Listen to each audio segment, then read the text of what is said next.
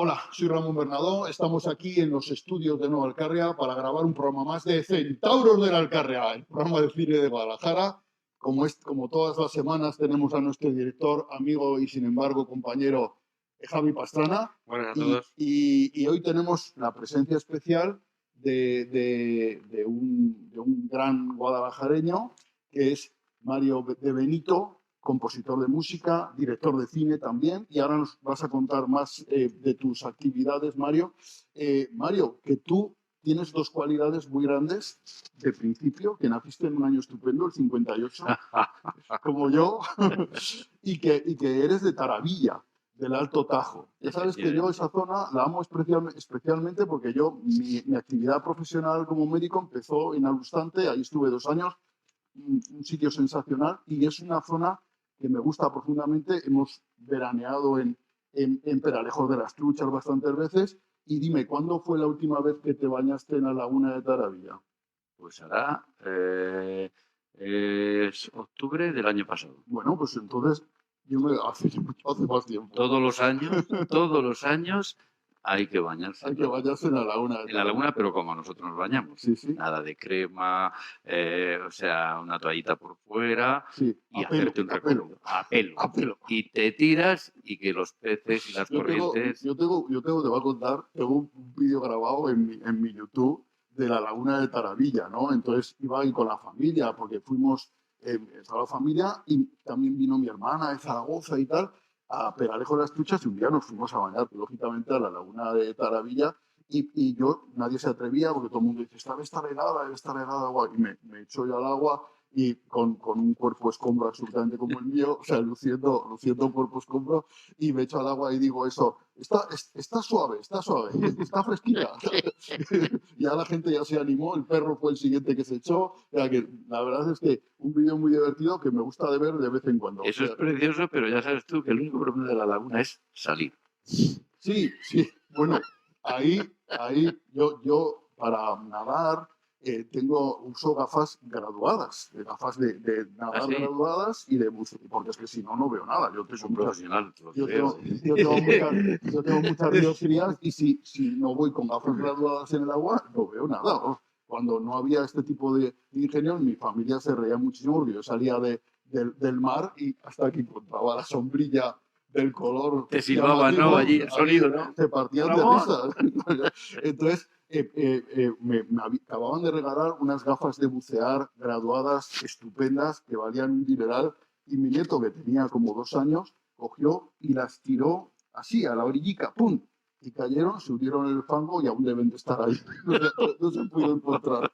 Ramón, tengo que decirte que ya llevamos 4 minutos de tus Y aún historias no hemos de... hablado nada. Bueno, cuéntanos, tú has hecho la música de muchísimas películas, Mario, del cine español, como de 90 películas de largometrajes, y has tenido una relación muy intensa con Enrique Urbizu, y habéis hecho juntos películas muy importantes dentro del cine español.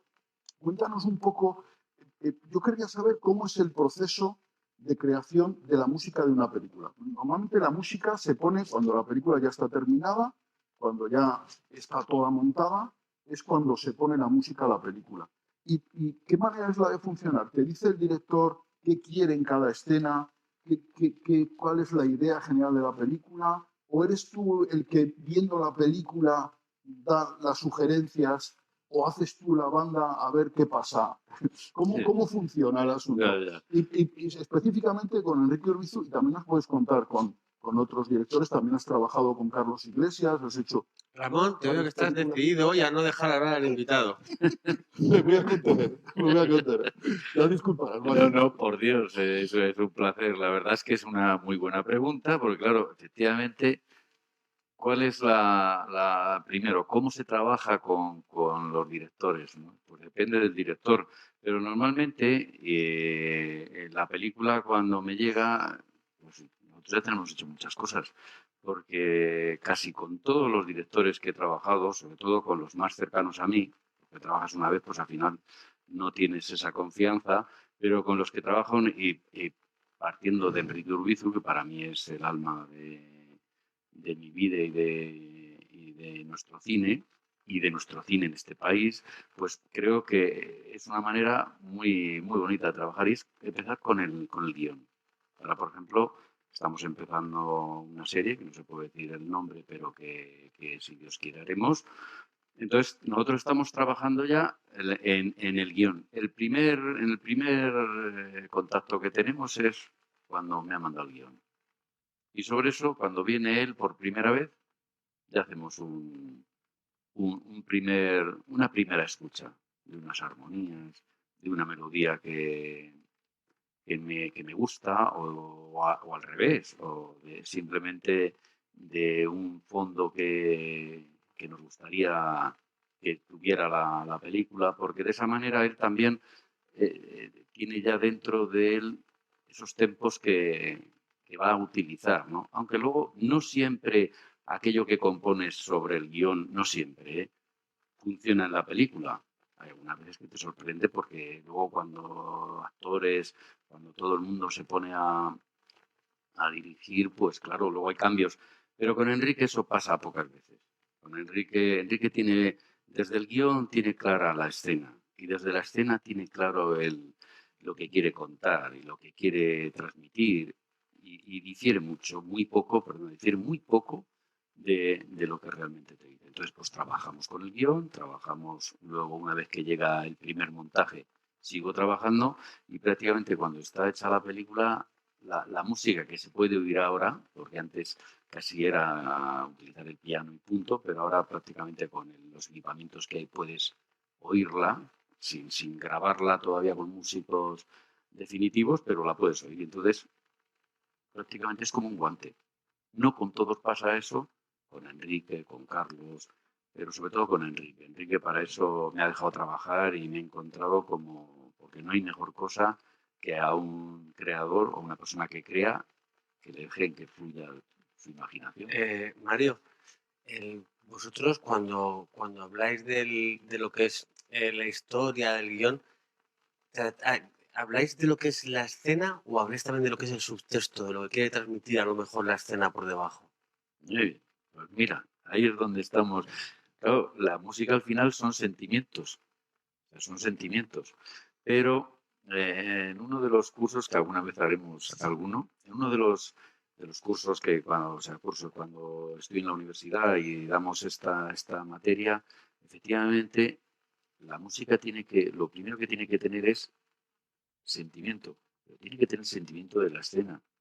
Si la música tiene su propio sentimiento y a la escena prácticamente la lleva por otro lado, pues o la hace más grande de lo que es, o más pequeña de lo que tiene que ser, o tiene un sentimiento contrario a lo que tiene que tener. No digo que la música tenga que ser siempre a favor del sentimiento, a veces trabajas en contra, pero tiene que ser con el sentimiento de la escena.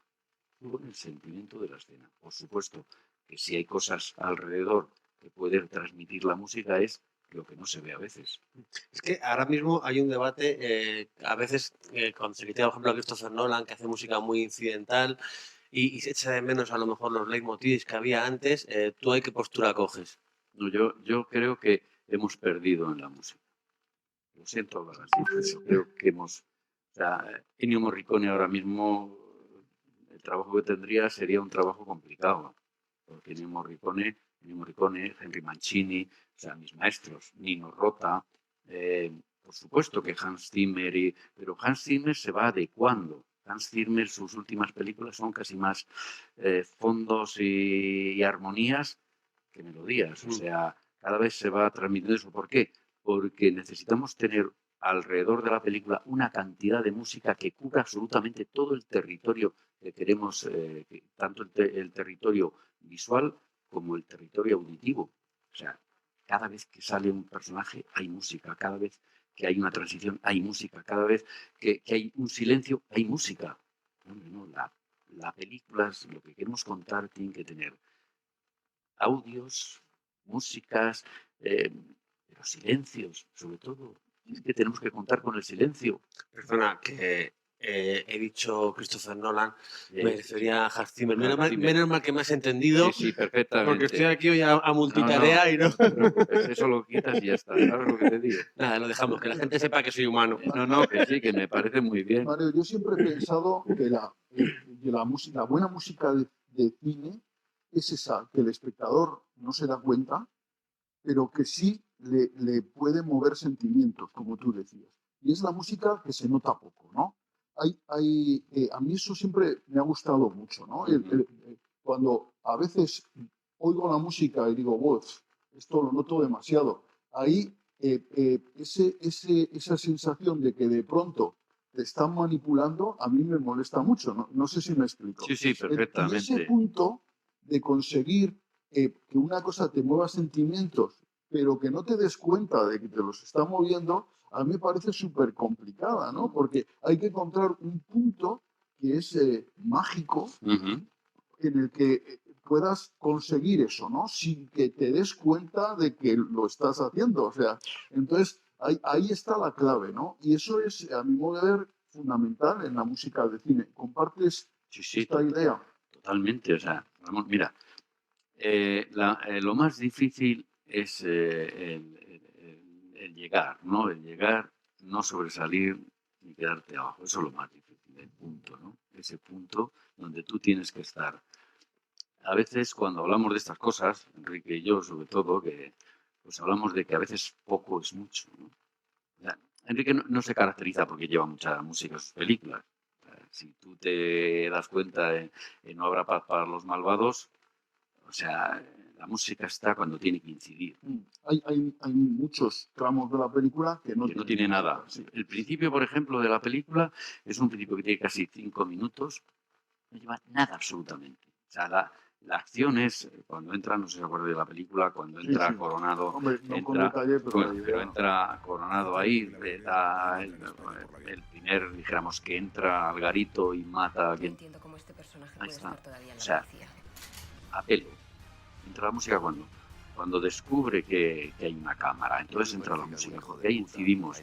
Claro, ¿cuál es la razón para que eso pase? Porque lo que tú has comentado antes, no tiene que sobresalir por encima. Cuando la música necesita salir por encima, a mí cuando salimos de una película y me dicen lo mejor es la música, digo, por lo mejor. Sí, O sea, lo siento. eso, en mi época, cuando tú eras joven y yo también, cuando salíamos de Somos una muy jóvenes, somos muy Ramón? jóvenes, sí, Por favor. aún somos muy jóvenes. Cuando éramos más jóvenes aún de lo que somos ahora, yo recuerdo perfectamente que nos tragábamos bodrios como camiones Vamos. y salíamos diciendo qué buena música y qué buena fotografía. Cuando Exacto. decíamos Bueno, eso es que sí, la película era un tremendo horror. un horror. Pero bueno, sigue existiendo eso. Sí, se sigue diciendo. Pero ahora, por ejemplo, la música que se hace, casi toda la música, bueno, al final te la piden. O sea, yo hago un proyecto y yo no soy ajeno a lo que está pasando en el mundo. O sea, antes yo componía y tenías pues el piano como base, elementos que iban alrededor. Hoy tienes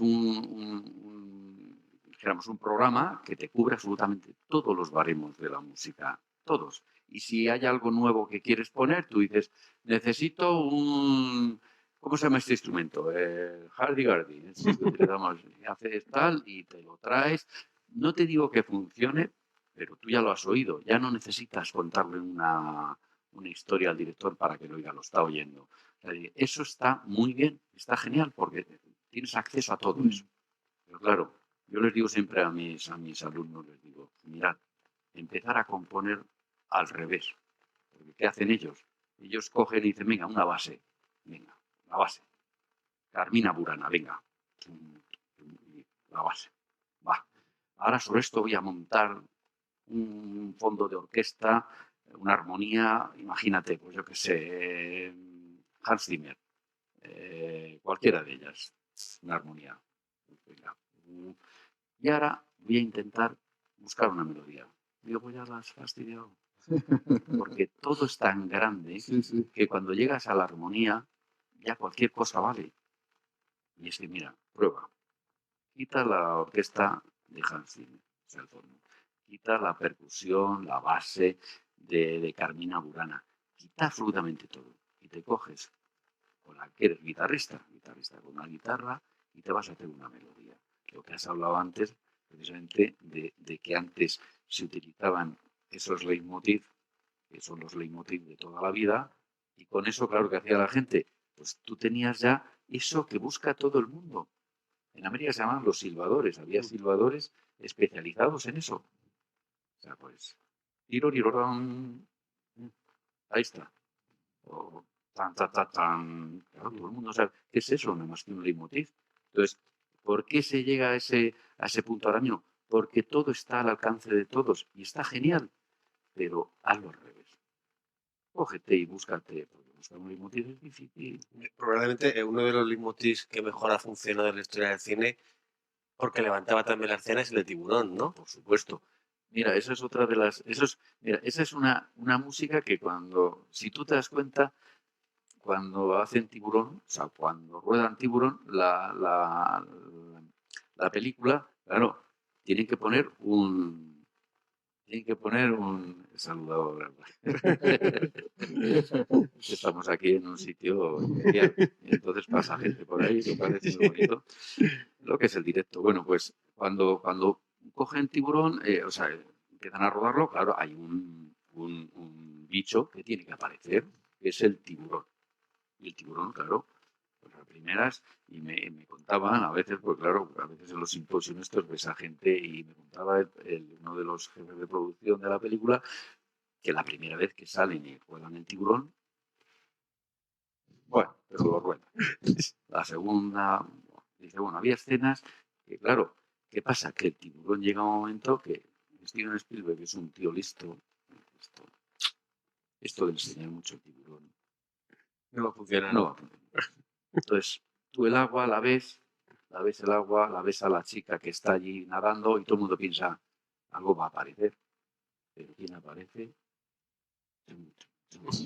Parece la música. Parece la Efectivamente. música. Que es el gran actor de esa Sí, película, sí. uno de los grandes actores. Y entonces empieza aquello, además no os acordáis, que era un movimiento de contrabajos y chelos que van haciendo un semitonal. Entonces va subiendo a medida que va, pero siempre hay alrededor como una melodía. Tirorín. ¿Os acordáis del pianito este que lleva tirorón? Claro, efectivamente, eso era el leitmotiv de la película. El leitmotiv que fue maravilloso. Pero todos, E.T., John Williams, igual, o sea, el bueno, el feo y el malo. Sí, era otra época. Yo debo reconocer que a mí me gusta mucho Hans Zimmer, pero entiendo que hay dos posturas y que a veces Hans Zimmer, por ejemplo, en Interstellar, es la película, probablemente el 50% de la película es la banda sonora, porque ¿no?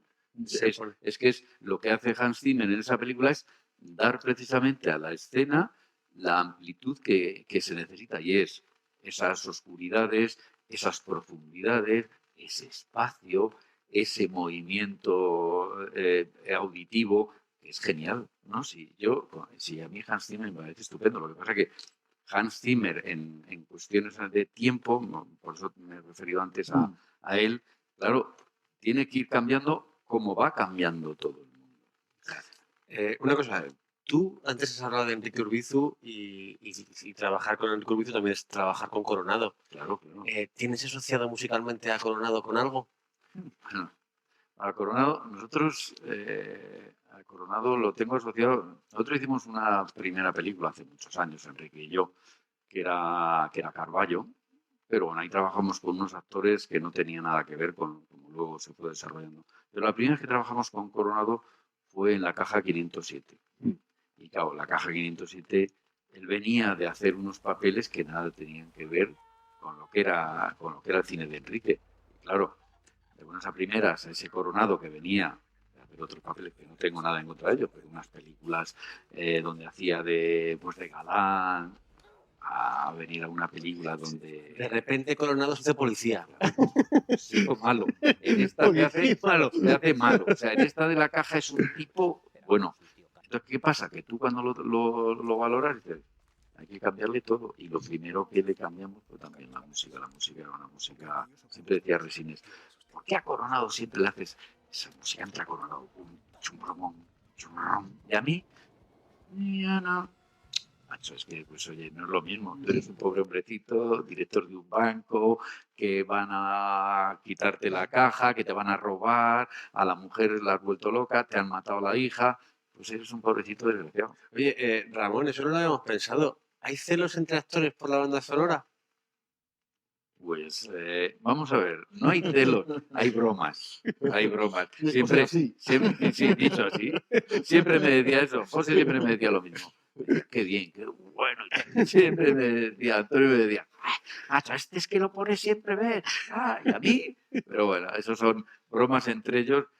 No lo sé, yo creo que no, pero alguna vez sí que puede ser, la música puede Además, dar José lugar a... Coronado, como tiene esa presencia física, es un tío tan alto, una presencia física. Yo me acuerdo de la primera vez que le vi en persona, a mí me impresionó, porque generalmente los actores te decepcionan un poco porque son pequeños. O sea, en la media de actores Totalmente. españoles no son altos. O No, sea, no, que, no, es verdad. y te impresiona y dices, "Oh, pues es que es mucho más pequeño que yo, ¿no?". Sí. En cambio, José Coronado no. José Coronado es altísimo, tiene una presencia impresionante. Y entonces, claro, que él haciendo además personajes tan intensos, ¿no? Tan potentes como No habrá paz para los malvados, por ejemplo, pide una música, No, claro, no. así, Claro, fortaleciente, ¿no? O sea, el mundo de cuando tú creas algo y creas algo para un personaje, claro, te tienes que identificar con lo que va a pasar y cómo se va desarrollando, porque tú tienes el guión y sabes lo que va a pasar, entonces tienes que ir desarrollando una banda sonora alrededor de ese personaje. Oye, una cosa, ¿y has jugado alguna vez a imaginar, digo, cuando Resines te dice eso, haberle dicho, toma, ponte la banda sonora de Coronado para todo por la pasta? Oye, Podría ser. Mario, tu película favorita, la película de la que tú te encuentras más satisfecho de las que has hecho. La película con más bueno, yo creo que de la que estamos hablando, yo creo que la de No habrá paz era un proyecto. Sí. La caja fue un proyecto ya distinto. Oye, distinto. y Gigantes a mí también me parece. No, claro, te iba a hablar ahora de ello. Perdón. No, te iba a decir ahora mismo que fue una de esas series que hacemos que era en cine, porque realmente se rodó en cine. Ahí Enrique luchó por mucho, vamos, fue una idea suya rodarlo en 2:35, que luego fue un éxito, pero claro, le costó para convencer a todo el mundo que era necesario. Y ahí, por ejemplo, que fue un trabajo además con un guión no eran los guiones de Enrique, pero Enrique sí que incidió mucho en esos guiones, porque era una historia muy, muy complicada, una historia compleja, difícil, donde Coronado vuelve a ser Abraham, donde es el Pero patriarca. curiosamente la presencia de Coronado está en toda la serie, pero solo sale el primer episodio. Es curioso porque todo el mundo gigante piensa, José Coronado, pero si solo sale un episodio. Solo sale un episodio. Luego sus hijos son los que heredan el protagonismo, ¿no? Sí. Una serie que la verdad es que ha sido una serie distinta. Ahora mismo creo que sería complicado hacer. Sería muy sencillo porque lo haríamos igual, pero lo que se exige ahora son otra serie de cosas, ¿no? ¿Por qué? ¿En qué ves que haya cambiado? Porque Gigantes es del año 2018, o sea, que tampoco ha pasado tanto tiempo, ¿no? No, pero bueno, cada vez las elecciones, los presupuestos, porque se piensa que cada vez hay más dinero para hacer cine o para hacer series, y eso realmente no es así. O sea, cada vez la gente tiende a hacemos cosas o hemos hecho cosas que cada vez se van marcando más en un territorio donde las plataformas quieren, con lo cual hay mucha menos libertad. A ti te pueden dar dinero, pero la libertad que tienes no es la misma que tenías. ¿Por qué? Porque cada vez los directores, no te estoy hablando de Enrique, que Enrique, pues llevamos un tiempo sin trabajar porque exige lo que exige y quiere lo que quiere, aún así no tiene la misma libertad, pero todos los demás, o el 70%, pues claro, o tienes la manera de trabajar que la cadena quiere, que la cadena, o en este caso la plataforma quiere, y con unos movimientos muy cuadriculados. Entonces, eso es más complicado. Pero, Mario, ¿estás insinuando que cada vez tenemos producciones más low cost y producciones más clónicas que se parecen más unas a las otras? No sé si low cost, pero clónicas seguro. O sea, dime, ¿cuántas series hemos hecho de policías? En España no demasiadas, pero Cuidado, últimamente yo diría que tenemos varias. Tenemos La vamos, Unidad, la unidad, tenemos es verdad. Rapa, Sí, tenemos Rapa también. Antidisturbios. Sigue. Gigantes no era de policía, Gigantes, No, podemos decir. era criminal, no Era criminal. no era Eso policíaca. No, pero policíacas tenemos una. Te quiero decir que hacemos una y procuramos que eso está bien, porque las cadenas se tienen que competir entre ellas. Pero bueno, llega un momento en que hacer otra vez otra serie de lo mismo, pues a lo mejor deberíamos buscar, creo, en mi forma de entender, deberíamos buscar otras cosas, ¿no? Y en esos sitios es donde realmente yo creo que nos podríamos ganar, que a lo mejor es más difícil llevarse al público, pero es que de verdad que no tenemos confianza en nosotros mismos, si es así. A mí me interesa una cosa, Mario, es cómo afecta tu trabajo de compositor un proyecto como Libertad, que lo mismo va a ser película de cine que serie de televisión.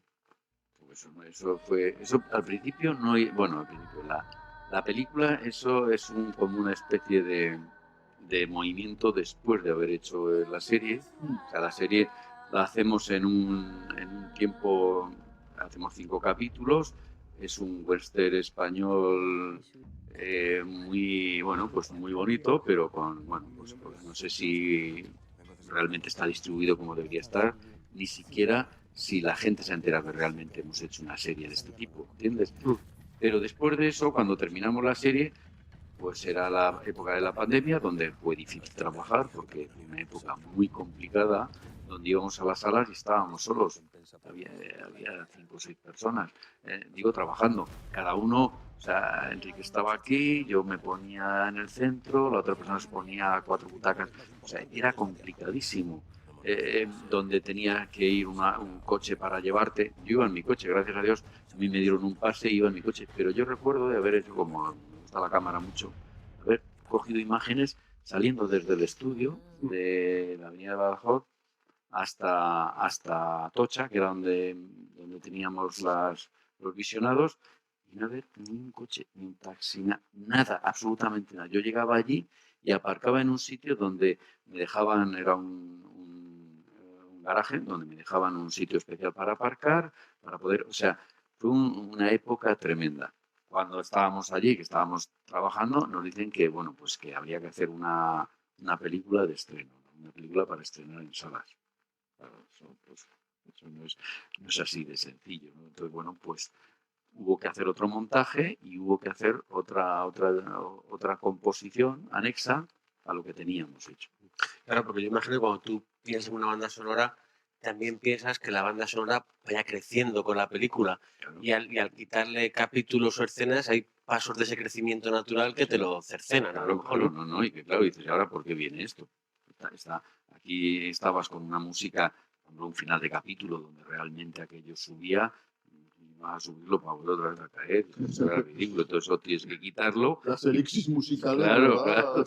Y tienes que olvidarte, o sea, te quiero decir que yo, por ejemplo, admiro a Hans Zimmer, admiro a estos músicos que hay ahora mismo que pueden elegir dónde trabajar. Te quiero decir que eso es muy bonito. Aquí, bueno, puedes elegir hasta cierto punto. Aquí lo que te traen a veces es lo que te traen. Si a ti te dicen que tienes que hacer una película, con la serie que tienes que hacer una película. Oye, ¿y tú tienes algún género favorito a la hora de hacer? Género me refiero de película, de la intriga, el drama, el romance, la comedia. No te he visto mucho romance. Yo soy más de, bueno, no vamos a decir la frase, pero a mí el thriller me gusta muchísimo. Y el cine negro. El cine negro me apasiona. Pero bueno, el cine negro se puede hacer poco, pero el thriller sí me gusta mucho. La comedia, bueno, pues he hecho algunas comedias divertidas y además románticas, pero bueno, comedias de época como era pues la película de Carlitos Iglesias. Un franco 14 pesetas, que fue una comedia dramática, pero me gusta mucho el thriller. Y otra cosa, yo me ha dado la sensación, por lo que digo, pues te tengo que reconocer que yo al principio lo del mundo de los compositores no lo tenía muy dominado, y cuando ya supimos que venía, me puse a escuchar bandas sonoras, eh, como que metes esencia de flamenco, o por lo menos yo he escuchado mucha esencia de flamenco en muchos lados. Sí, bueno, porque pues, claro, la Caja 507 es una película que pasa en Málaga, o sea, vamos, en el sur, ¿no?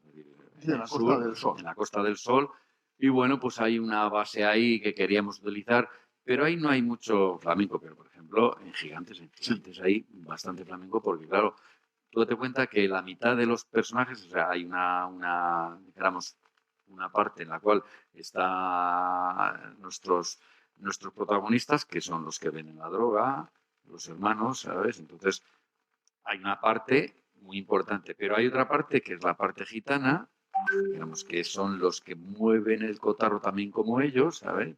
Entonces, claro, esa parte es una parte donde, bueno, pues hemos tenido grupos flamencos, hemos tenido que componer temas para grupos flamencos, que es una música que es casi incidental, pero siendo una música que toca a la gente. Y de ahí hemos partido pues con una parte flamenca. En algunos proyectos sí que me gusta mucho, me gusta el flamenco mucho. Y la guitarra española también, por extensión. Me parece que utilizar elementos que todo el mundo por ahí fuera los utiliza, teniéndolo nosotros aquí, lo que pasa es que a veces los directores esas cosas les produce un poco de rubor, ¿no? O sea, sí. Pues fíjate que yo opino que ese tipo de elementos da mucho valor a la película. A mí, por ejemplo, en Gigantes, eso que se notaba, o sea, una cosa que a mí me gustaba mucho, me parecía muy estimulante, ¿no? Sí, yo creo que además debemos utilizar las cosas que tenemos aquí, porque son cosas realmente espectaculares. O sea, un tipo con un cajón, o sea, una persecución, como por ejemplo cuando van hacia Portugal y la primera persecución donde viene desde aquí, donde expulsan a los gitanos. Entonces, bueno, pues empieza con un cajón, un tema flamenco, y aquello se va convirtiendo en un tema que nada tiene que ver. No digo que vayamos a pronunciarlo, tampoco estamos en esa, pero se va convirtiendo en un tema más clásico y cuando llegan a Portugal es otro. Claro, ahí entran guitarras eléctricas, o sea, empezamos con un tono flamenco casi y llegas allí y es otra historia, es otro mundo, ¿no? A mí me gusta mucho la percusión, ¿no? Para la acción, la percusión. Yo que soy de Zaragoza, de Aragón, y que ahí el tambor forma parte de nuestra cultura, ¿no? A mí oír tambores, eso me vuelve loco. Eso es muy bonito la percusión. Oye, Mario, háblanos algo de la película que estás haciendo, que estás ya en fase de montaje, me contabas fuera de cámara, y que has ido a rodar a tierras lejanas. Cuéntanos un poco de qué va tu película. Que es una película que haces como director, que también pones la música, supongo, sí. Y que tú eres también actor dentro de la película. O sea, que ocupas toda la cadena. Qué responsabilidad. Me van a poner una cruz. Ya no me van a llamar los directores para poder componer. Bueno. Fíjate, igual la próxima película te llaman de actor y de músico. No. Lo de ser actor es muy difícil. Es quizás la parte más difícil que hay ser actor. Pero bueno, me gusta mucho, como me gusta mucho el cine y me gusta mucho la cámara, porque de hecho pues me gusta estar en mis grandes hobbies son irme por ahí a un monte y dedicarme a ver cosas y poder fotografiarlas, ¿no? Entonces, bueno, pues había un proyecto muy bonito con un chico que tiene parálisis cerebral y le proponen ir al campo base del Everest. Se lo propone Alex Chicón, que es un alpinista español nuestro. Él recibe un premio Lo Imposible de la Fundación Urregui en el País Vasco, y entonces quiere ir dice que se apunta. Lo cual, claro, todo el mundo, pues que una persona con parálisis cerebral, pues claro, tiene esa, cualquiera que se lo diga, claro, una persona que no anda bien, que tiene problemas de estabilidad. Pero bueno, pues entonces me llamó Rodolfo, mi amigo Rodolfo, y me dijo que por qué no dirigíamos y si me apetecía. Estuvimos con el chico, a mí me pareció súper interesante, una persona inteligente, maravillosa, y dije, pues nada. Y era en Nepal, claro, el campo base del Everest está a 5.400 y pico metros. Ahí estaba. Y hay que subir, Hay que subir desde Lucla, que está a 2.000 metros, hasta el campo base. ¿Y respiras? Y respirar y llevar encima las cámaras, porque claro, no puedes llevar, esto no es un trabajo para llevar 2 cámaras, 2 personas, porque bastante tienes tienes que prepararte. Y empezamos, hicimos bueno, yo me preparo normalmente, suelo estar preparado, aunque somos del 58. Qué buen año ese. Buen año, buenísimo. Buena cosecha. Buena cosecha maravillosa. Y nos fuimos allí, empezamos a rodar y bueno, ha habido momentos muy duros, durísimos, momentos también de mucho humor y momentos con una sensibilidad, porque esta historia es impresionante. Y bueno, la parálisis cerebral, como cualquier minusvalía, no me gusta llamarlo minusvalía, pero bueno, tampoco es una enfermedad. Ocurre en el parto, cuando los niños pues no tardan tiempo en salir y tragan el líquido amniótico y eso les afecta al cerebro. Y eso, claro, es complejo porque algunos, casi todos, tienen problemas no tienen mucha edad viven unos 40 años. Y Javier López Pagazar Tundúa, que es nuestro protagonista, tiene 55 años. 55 años. Y entonces, bueno, pues un documental que cuento desde mi humilde manera de hacer las cosas, porque, bueno, pues porque era más fácil contarlo de esa manera y, bueno, pues nos trajimos unas imágenes y empecé a montar. Y estoy montando con el gran señor Enrique Urbizu. ¿Y conseguisteis producción para hacerlo el documental? Sí, conseguimos producción, la Fundación Urbegui, y TV, o sea, quiero decir que la gente se va animando, creo que va a entrar Televisión Española, no sé si no Alcarria, pero seguro que tendréis también un hueco. O sea, hombre, te puedo asegurar yo que Nueva Alcarria va a estar aquí respaldando esto. Ya os lo digo que... ¿Y tendremos estrenos en sala? Sí. ¿Y tendremos estreno en Guadalajara? Seguro. ¿Preestreno en Guadalajara? Seguro. Qué bueno. Seguro. Bueno, pues ahora hemos hecho un pequeño... Tenemos muchas primicias hoy. Estamos dando un montón de noticiones. ¿Y el título del documental, el título de la película, Mario? Pues creo que será Javier y la montaña. Muy bien. Porque... Javier y la montaña... Ese es un poco evocador a cuento, ¿no? A cuento, muy bien. Es que por eso es académico, tenemos que decirlo. Tenemos a 2 académicos en estos momentos de la Academia de Cine aquí sentados en el Torero de la Alcarria. De Guadalajara, ¿eh? De Guadalajara. Qué bueno, Mario, qué bueno. Guadalajara. Que hablábamos que nosotros 2 y Pedro Solís. Tampoco de Guadalajara. No te mojes porque yo no sé si la productora de Junquera está... No, claro, no lo sabemos. Pero que conozcamos nosotros... No lo sabemos, pero da igual, todos son bienvenidos. Claro que sí. Todos son bienvenidos. No digamos, no pensemos en que somos únicos. Mira, ya hemos gastado 37 minutos de programa. Sí, y además yo creo que tenemos un enlace muy bueno porque nos está contando Mario la historia de un superhéroe y el estreno de esta semana es precisamente de superhéroes. ¿Podemos decir que es el estreno de esta semana, Ramón? Sí, yo creo que sí. Hombre, hay yo creo 3 películas, diríamos, que serían las grandes películas de la semana. Cuéntanos un poco de qué va Flash. Pues Flash, tenemos la historia que lleva tantísimo tiempo en producción, de Andy Muschietti. La han tenido ahí en un cajón. A ver cuándo era la oportunidad. Bueno, yo creo que realmente lo más triste de esto era que primero el protagonista, Ezra Miller, ha resultado ser un poquito problemático. Después, Warner también ha pegado unos bandazos con su universo DC, que si venía Henry Cavill, que si se iba. Ha habido reshoots. Y bueno, llega una historia que es muy esperada, pero que me parece a mí que llega ya con la maldición que tuvieron películas como El Guerrero número 13 o Waterworld, que por los problemas que han rodeado la producción, a lo mejor ya la gente llega con una predisposición negativa. Y he puesto los 2 ejemplos que he puesto muy a conciencia, porque luego fueron para mí películas bastante decentes y en el caso del Guerrero número 13 hasta muy buena. Pero bueno, yo comparto tu opinión con Guerrero número 13 con Waterworld. No, ¿por qué, Ramón? No me digas eso, que Waterworld fue una película fallida porque yo creo que todo el mundo quería que fuera fallida. No se podía permitir. Hay cosas que de verdad en el cine, yo solamente con que se estrene algo que alguien haya ideado, que sea tan complejo, que sea tan... Pero lo que pasa es que tenemos un background detrás, parece que siempre nos lleva esa cosa de no, pero era, Pero, ¿no? Y bueno, además claro, es muy complejo Mario, para quitar. sí, claro, si la comparas con la que vino después de Kevin Costner, la del cartero, claro, eso es la... Os digo una cosa, hay una versión de Waterworld que se llama la Ulysses Cat, que hizo un fan cogiendo una versión extendida, que era Es demasiado verdad. extendida, Sí, y hizo una versión sí. intermedia que es muy buena Sí. y que yo he podido verla. Yo no lo he visto. Pues la verdad que mejora la película bastante. Pero bueno, la cuestión es que Bueno, Flash. en Vamos a este Flash, Flash vamos a Flash, ¿no? tenemos a Barry Allen que viaja en el tiempo para evitar el asesinato de su madre y, como diría aquella, pues la lía parda por el camino.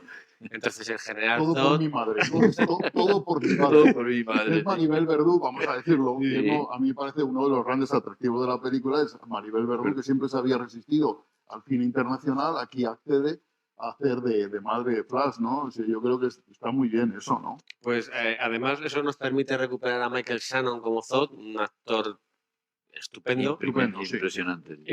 Y bueno, y a Michael Keaton en el rol de Batman. Y tenemos a Ben Affleck también. Sí, sí, o sea, que, tenemos... que podría ser, ojalá fuera tan buen actor como lo es director.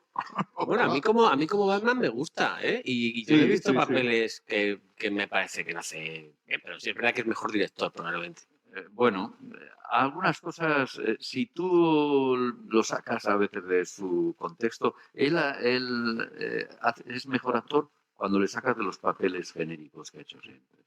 Es mejor actor, porque los dirigen otros, porque cuando los actores piensan que se pueden dirigir a sí mismos, es muy complicado. Eso es muy complicado. Como los músicos cuando piensan que no tienes que hacer la música, que la tienes que hacer tú solo y que el director no pinta nada, ¿no? O sea, todo eso, y Affleck es un personaje, a veces hace algunas cosas. El otro día vi una muy buena, una serie muy buena. ¿Cuál? Cuéntanos. No me acuerdo ahora mismo cuál, pero te voy a decir que era un personaje, hacía dos papeles. No sé, la serie esta de Natalie Portman. Sí. Sí, he oído hablar de ella, Gemelas. Gemelas, sí. Yo creo que está en Amazon Prime, ¿no me hagas mucho caso? Sí. Está en Amazon Prime, que ya sabéis que, bueno, esto ahora de las plataformas es un mundo. Tardas media hora hasta que eliges película. Es una de las que tengo en agenda para ver. Yo a veces lo que hago con las plataformas ya solo con ver los títulos y de qué van ya es como satisfago porque me agobia. No os pasa que, bueno, mi chica se sienta a cenar, yo cojo el mando y entonces hasta que pongo la película ya he terminado de cenar. Creo que voy a tener que tomar otra serie de fórmulas, porque claro, tú empiezas a ver esta. La verdad es que tenemos mucho, pero elegir es difícil. Muy bien. Muy difícil, sí. Bueno, Flash, yo creo, Javi, que tenemos el reto de verla esta semana y la semana que viene vamos a por ella a tope, ¿te parece? Pues lo que me pasa a mí, Ramón, es que a veces soy presa de mis promesas o mi ambición de promesas, y aunque Flash le tengo ganas, he mirado a los guionistas que entre sus créditos tienen Aves de presa, Transforme la de las bestias y no sé qué más. Y el otro estreno de la semana a lo mejor me llama más la atención, que es Asteroid City. Asteroid City es la última película de Wes Anderson, que se presentó en el Festival de Cannes y por lo tanto ya tenemos críticas de ella, ya muchos críticos españoles ya la han comentado, ¿no? Y que es una película que se rodó en Chinchón, pero que es muy curioso porque todos los actores que intervinieron en la película dicen que no vieron nada de Chinchón, que no conocen para nada Chinchón y que, vamos, que estaban ahí como podían estar en cualquier otra parte del mundo porque rodaron en un decorado que era un desierto y que aquello no tenía ni pies ni cabeza estar en Chinchón. El elenco es impresionante porque es Scarlett Johansson, Tom Hanks, Tilda Swinton, Margot Robbie, Adrian Brody, etcétera. Es un montón de actores todos muy conocidos. Y que, bueno, pues Wes Anderson es un director muy especialito y al que le guste o sea seguido de Wes Anderson no se la puede perder. Yo no me la voy a perder, desde luego, aunque Wes Anderson no es santo de mi devoción, he de decir. Y es una película que ha tenido críticas muy favorables, pero también ha tenido muchos que la ponen auténticamente a parir, ¿no? Yo creo que por lo que he visto, a mí el tráiler me gusta, o sea, a mí el tráiler me invita a ver la película, ¿no? Lo he visto varias veces porque en películas de los multicines lo han proyectado antes de la película en varias ocasiones y a mí me atrae. Y fíjate, yo tengo la sensación de que es una película que me va a gustar, ¿vale? O sea, que yo creo que esta también podemos comentarla. Tenemos el reto de verla la Es semana que lo que pasa con Wes Anderson con el tráiler es que parece claramente una película de Wes Sí, Anderson. sí, claro, claro. Entonces, hay directores que si te gustan las películas que hacen, tú quieres que hagan lo mismo. Y a mí Wes Anderson me gusta tanto haciendo películas de estas como haciendo La isla de los perros o Fantástico Mr. Fox. Bueno, Sí, pero sí, es sí, que sí, sí. no vale, juegas con trampa, porque es que has citado dos de las películas que a mí me gustan. Claro, Wes Anderson. grandes, claro. Claro, Fantástico Mr. Fox, a mí es una película me parece extraordinaria, y La isla de perros también. O sea, luego hay otras que no, ¿vale? Hay otras que... Esa Rapsodia era la de Rapsodia en París, o francesa, Rapsodia francesa, sí. a mí eso me Eso pareció sí, terrible, complicada. terrible. Complicada O sea, que, para verse. Yo esa no he llegado ni a has verla. tenido suerte. Pero vamos, a mí Life Aquatic... Pero tienes que verla, ¿eh? ¿Sí? Sí, porque para poder sí, sí. diferenciarte de las otras, para poder ver con otra visión las otras, tienes que verte esa. Hazme caso. No te voy a decir que te guste demasiado, pero... Voy yo un poco por seguir el orden. Operación Kandahar. Operación Kandahar, que es una película... La nueva película Chiquito de la Calzada. que es una película de Gerard Butler, ¿no? Él es el protagonista.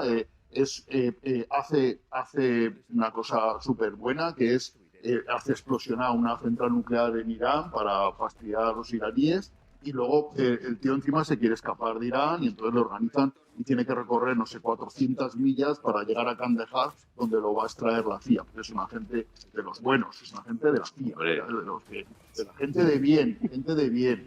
Además, lo que tiene Gerard Butler es que con la pinta de oso que tiene, pues te lo imaginas. No sé si te lo crees. La película, yo he visto el tráiler y desde luego promete... No hay mucho tiro, pero explosiones por todos los lados, ¿eh? O sea que la película de género de este típico de acción. O sea que el director es Eric Roman Bau, que es conocido por haber dirigido a Gerard Butler en películas similares. Y bueno, yo creo que esta peli va a dar lo que promete y poco más, ¿no? Estopa. Estopa. Esta es la típica película que hay que ir con casco. Con casco, tu chaleco antibalas y buscar un asiento que puedas de vez en cuando tirarte al suelo. Porque no lo avisan, pero hay gritos en la sala que dicen ¡cuerpo a tierra! Para salvar la vida, no para otra cosa. Sí. Cuéntanos alguna otra película. Pues creo que también tenemos un estreno noruego de animación que se llama Una familia de superhéroes, la que viene a ser una historia habitual de una niña que pertenece a una familia de superhéroes, pero ya no tiene, parece, dotes superheroicas. Me atrevo a aventurar que a lo largo de la película iré descubriendo sus habilidades y... Es una película finlandesa de 76 minutos, lo cual es una maravilla. Sí, o sea... Encontrar una peli corta. Qué bien. Todo lo que sea una peli de 76 minutos en estos tiempos, Mario, tú estás fijado tú que parece últimamente que todas las películas tienen que durar 2 horas y media ya. Eso es, desde luego, eso para el espectador es mortífero. O sea, te quiero decir, mantener 1 hora y media a un espectador en el cine es maravilloso. Y es lógico, 1 hora 50, bueno, pero mantenerlo 2 horas y media pegado a la pantalla, vamos, es que ya puede ser, yo qué sé, El Padrino. Y aún así... ya sabéis, ¿no? O sea, sí. 2 horas y media para mí es... por eso Ramón y yo damos puntos positivos a las películas que duran menos de 2 horas. Yo también, ¿eh? Yo también, ¿eh? Mario, yo además que a veces voy con mis nietos a ver películas de animación o películas de tono infantil. Es muy curioso porque a partir de los 80 minutos hay un peregrinaje de niños con padres a los servicios y tal. Y en alguna película he llegado a ver que en determinado momento los niños ya deciden bajarse en ese espacio que hay entre la primera fila y la pantalla y se ponen a jugar, a corretear por ahí y tal. Y entonces indica el nivel de atracción que ejerce la pantalla. Hay que aprender de eso. Eso tendríamos que hacer un documental de eso. Pues sí. Te lo digo sinceramente. Sería estupendo. Sí. ¿Cómo realmente incidimos en las personas, nuestro cine, nuestra manera de contar, el tiempo que le dedicamos, el tiempo que queremos que la persona se sienta en en la butaca. Eso a veces Enrique y yo lo decimos mucho. Mira, en Rebel, la película esta que te comentábamos, que trata sobre el Daesh en la guerra de Siria y la captación, el reclutamiento en los países europeos y tal, y que es una película que dura 2 horas y media, es una película larga, a mí se me hizo corta. Yo terminé la película con la sensación de quiero más, ¿no? Porque es una película que te atrapa. Y eso es fundamental, porque el cine, las películas no son largas ni cortas, las películas son buenas, malas, regulares, y te atrapan o no te atrapan, no te distraen, ¿no? Y ese es el asunto. Bueno, Ramón, tenemos que ir a párrafo corto y se nos acaba el tiempo ya. Tenemos 50 minutos de programa. Voy muy rápido con Upon Entry, la llegada, que no sé decirlo en inglés, antes me lo habéis dicho. Upon Entry, y que es una película que dirigen 2 directores venezolanos, Alejandro Rojas y Juan Sebastián Vázquez, protagonizada por Alberto Amán, que obtuvo el premio a la mejor interpretación en el Festival de Málaga, y Bruna Cusí, una película que solo dura 77 minutos, una producción muy barata, rodada prácticamente en 2 habitaciones nada más, pero es una película estupenda que yo recomiendo mucho a los espectadores que vayan a verla. Yo la vi en el Festival de Málaga y es una película extraordinaria. Es una película que se basa, estos 2 van con sus papeles a residir a los Estados Unidos, todo legal, pero tienen que pasar un control especial de personas en la aduana y son interrogados por dos inspectores de aduanas de la policía americana y después del interrogatorio sacas 2 conclusiones. Dices, yo no voy a ir a Estados Unidos ni de coña, yo he suspendido todos mis viajes a Estados Unidos, claro, porque no quiero que me destrocen la vida, yo vivo feliz, no quiero saber mi realidad como la muestran ellos. Y es una película en la que además Alberto Amán y Bruna Cusí están realmente extraordinarios. Es una película que recomiendo mucho, una película que se ve muy fácil. Bueno, pues lo dejas ahí. Sí, lo dejo ahí. Que tenemos prisa, que es que no que hay prisa para que no... Sí, pero aún tenemos 3 minutos. Ya, bueno, yo voy a hacer un 2x1 para ir rápido, que son los 2 estrenos franceses de la semana. Gemelos, pero no tanto, una comedia de franceses, un gemelo encuentra a otro, pero oh, sorpresa, uno es blanco y otro es negro. Y no es la única diferencia que hay entre ellos. En la comedia francesa del año, podemos decir. Con más de 1 millón de espectadores en Francia, como todas las películas que se estrenan en francesas, claro, digo, yo la he visto esa película. Y he de decir que he resistido la tendencia al suicidio, la he resistido. Y luego tenemos Los amantes del engaño, que es una película que se vende como comedia dramática, pero yo he visto el tráiler y me ha parecido un dramón tirando a thriller de novela negra importante. Así que no sé con qué quedarme. Es la historia de un bailarín que sufre una lesión, sería con una señora ricachona, que es ni más ni menos, creo que Isabel Adjani, pero no está contento. Se lía con una ricachona y luego encuentra una más joven y la más joven le dice que por qué no matan ellos. Marine Watch, que es la famosa de Joven y Bonita, la película de Ozón, que ella protagonizó hace como 10 años. Y es muy curioso porque esta chica que tiene... Ramón, no hay manera de conseguir que vayas a párrafo corto, que no te enrolles, que vale, no te dejo, ya está la historia. Yo sí que quiero contar la última película, que es el fantástico caso del Golem, que es una película de esa pareja de cineastas que es Burning Percebes, que a mí me hace muchísima gracia, Nando Martínez y Juan González, y que ya han hecho alguna otra película, hicieron la Reina de los Lagartos hace un par de años. Son películas de humor absurdo, incoherente, en la que salen muchos personajes interpretados por actores famosos en papeles absolutamente estrambóticos. La idea de la película es muy loca, es que un padre encarga un golem, o sea, una especie de muñeco de cerámica, de barro, para que haga compañía a su hijo, porque su hijo es un friki. Y su hijo es Bryce F., ¿no? Bryce F. El padre es Luis Tosar, o sea, Luis Tosar, además con un look que hay que agarrarse. Y a mí es una película que me hizo muchísima gracia cuando la vi en Málaga. A mucha gente no le gustó nada.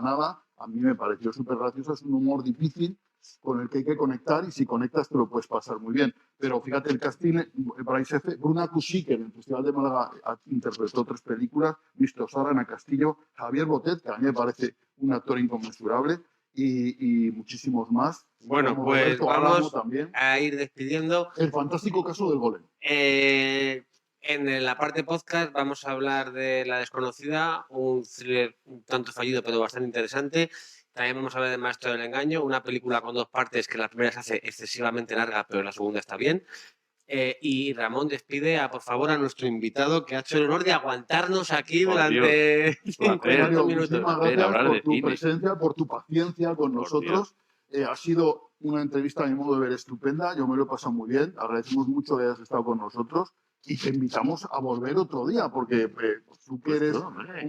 no solamente músico de cine, sino un gran cinéfilo, pues nos ayudas muchísimo. Pues Bueno, encantado. nos despedimos de esta parte, Javi. Pero déjale que se despida. Perdona, Mario, tienes toda No la me puedo razón. Javi. despedir, me despido de todos, pero me despido con ese ánimo que siempre tengo y que quiero transmitir, y es que viva nuestro cine, viva todo lo que es nuestra tierra y, por supuesto, que todo lo que genere vida, libertad y, además, corazón, que nos lleve hasta el infinito. Y más allá. Hasta allá. Bueno, muchos besos, muchas gracias. Nos vemos en el cine y en Taravilla. Aquí en Centauros de la Alcarria. Qué bueno.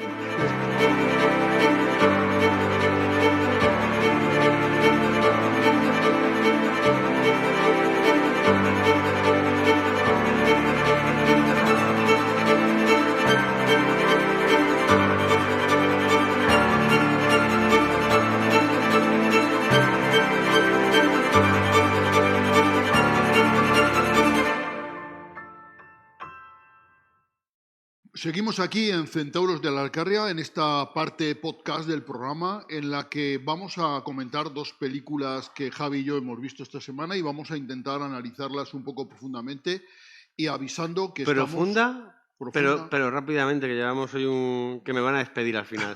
que llevamos mucho tiempo con los problemas de sonido, que siempre es el talón de Aquiles de cualquier grabación. Tienen que volver de vez en cuando los problemas de sonido, para recordarnos que somos humanos. Es irremediable. Entonces, dejemos claro que estamos en esta sección que llamamos Spoiler Total, en la que vamos a contar de todo y avisamos a los espectadores, si quieren oírnos, a pesar de no haber visto la película, pues están en pleno derecho, pero lo ideal es que hayan visto la película para poder contrastar lo que vamos a ir contando.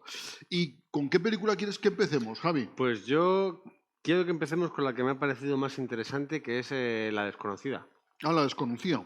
Menos redonda probablemente que Maestro Jardinero, que es la otra película de la que vamos a hablar, pero más interesante y más divertida. Decir que La Desconocida es una producción española dirigida por Pablo Maqueda, que es un joven director, y en la que protagonizan la película Manolo Solo y Laia Manzanares.